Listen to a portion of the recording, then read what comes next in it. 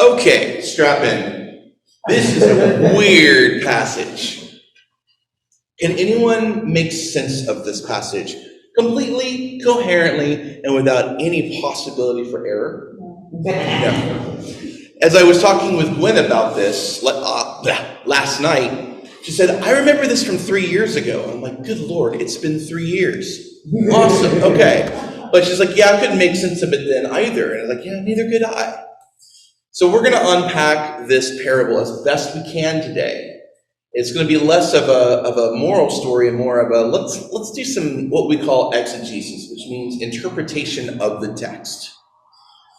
So tell me if I'm wrong, but does Jesus kind of not like it when people deal dishonestly? Yeah, kind of. Yeah, kind of upset with that. And yet in this story, he seems to be commending the dishonest manager and saying, you should be dishonest with dishonest wealth and help other people so that you will be welcome into the eternal homes. Well, which eternal homes? How can you be dishonest with the wealth of God?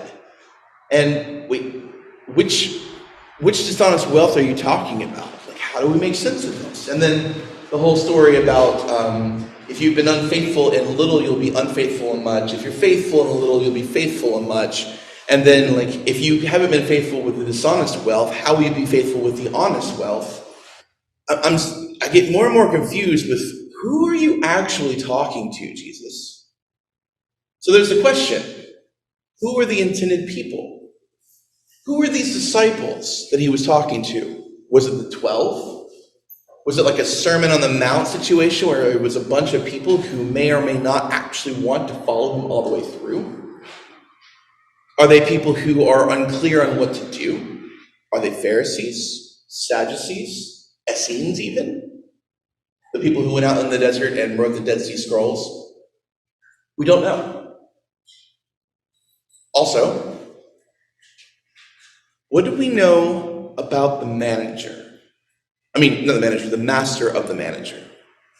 All we know is that he was told, charges were brought that his manager was squandering his property.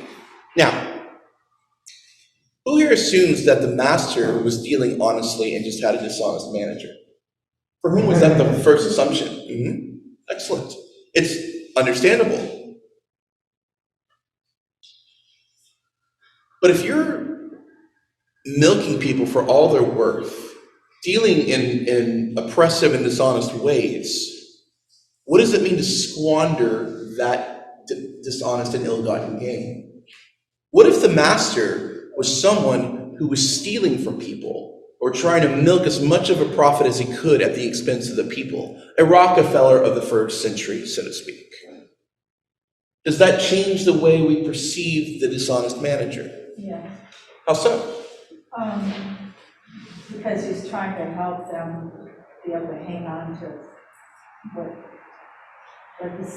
what's theirs to begin with and not have to give something. So what you're saying is if, say, they owed 100 jugs of oil or 100 sheaves of wheat, and the dishonest manager is canceling some of their debt because the master was gouging them, then in a way, the squandering of that property is bringing justice in a Robin Hood way to these people who are being oppressed. So that gives us a completely different interpretation. Now, what's fun is the image of the honest master talking about the nefarious manager, and he says, okay, you owe less, take care of that. You owe less. And that way, basically, he ensures that I've got friends in low places or middle places when I get fired. And the master was like, okay, touche. Well played, sir. Well played. Because then he puts the master in a position where if he goes back and demands the full amount, his newfound reputation of being generous is undermined, and it makes him look like a jerk. And then he also has to really acknowledge to the world just how much he has let this guy get away with. Is anyone's head hurting at this point? Is anyone confused? Or feeling like there's no good way of making sense of this? Or maybe there is a way, until we hear Jesus go on and on and on in the next stage with his didactic, his teaching in points and points and points. Well, Jeff, where are you going with this? I don't know. That's the beauty of it. However, I think that two things come to mind. Number one, it's really hard to know what is being said 2,000 years later. It's like a telephone game that's been going on for 2 millennia. Not to mention translated from Greek to English, which any of you who have studied Greek know just how different those languages are. Second of all, it could very well be that these are a smash up of a bunch of different disparate sayings and teachings of Jesus that were compiled together by whoever compiled them as a way of either trying to make sense of things that don't make sense, or trying to tie particular teachings with Jesus to particular parables of Jesus, but forcing them together like a square peg in a round hole, but smashing them in nonetheless. Well, we don't have the whole story, do we?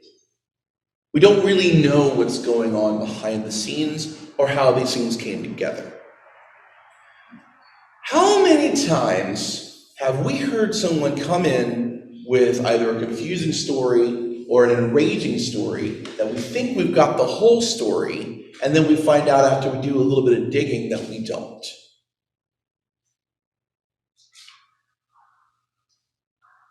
That's what I think is the interesting meta parable of this parable, if you will, that comes out to me. Jesus teaches in parables. Parables are designed to flip common wisdom on its head. It's to make you think. It's to catch you up and go, wait, what? How did that work out? Why does that make sense? And then to not know all the information, because Jesus gave very minimal information. Keep in mind, we don't know the master's nature. We don't know how he got his wealth. We don't know why these people owed money. We don't know what kind of mismanagement the manager was making. And we don't know why he was able to get away with changing these things.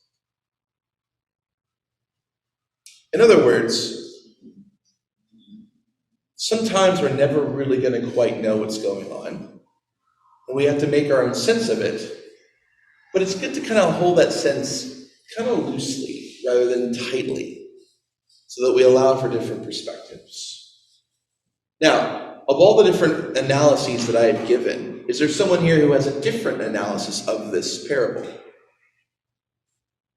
Jonathan? Sure. One of the ones that has popped into my head is, okay, you've got a master who's effectively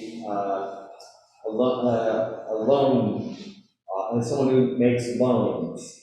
And the manager's the one who does it, and the manager isn't making sure that people are paying back when they should. And so he gives them the discount to make sure they pay back, and now the master's happy because now he's got his money back. Mm-hmm. Like modern credit card companies. So in that, which is a great analysis, in that sense,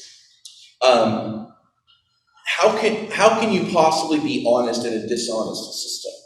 Credit card companies are designed to make money off of people that they lend to in that scenario. They're not interested in making sure that you're doing as well as you can be financially, as much as they are interested in making sure that they can make profit off of interest. So maybe what Jesus was saying here is, if you have to deal within a dishonest system, be dishonest for the good. It's like chaotic good in D&D. And so that also is an interesting perspective, because then that means, well, we're undermining the system and we're being dishonest. Well, can you dishonestly make things honest? It's like Jack Sparrow. He's like, me, I'm dishonest. Honestly, it's the honest ones you want to look out for, because you never know when they might do something stupid. Stupid meaning the right thing to do in the situation that undermines the shrewd scheming and planning that's being done by the dishonest people.